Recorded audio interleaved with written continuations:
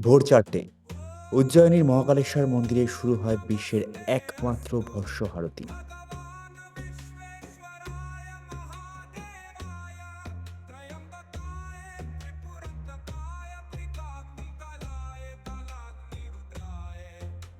এখানে ধূপ বা প্রদীপ নয়, চিতাভস্য দিয়েই হয় শিবের আরতি। শিব তো মহাশ্মশানের অধিপতি, মৃত্যু যার অলংকার।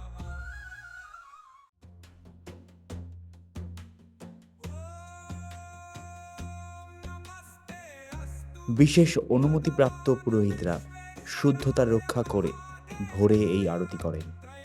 একে বলা হয় আত্মতত্ত্ব ও দেহত্যাগের স্মারক। এই আরতিতে যেন জীবনের ক্ষণস্থায়ী রূপ আর মৃত্যু পরবর্তী শাশ্বত সত্যকে উপলব্ধি করা যায়।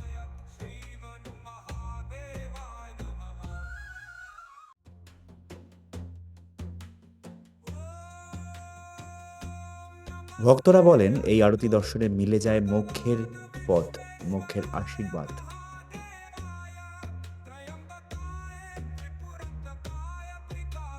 এমন অলৌকিক দৃশ্য আপনি দেখেছেন কখনো? মতামত দিন কমেন্টে। আর অবশ্যই লিখবেন হর হর মহাদেব।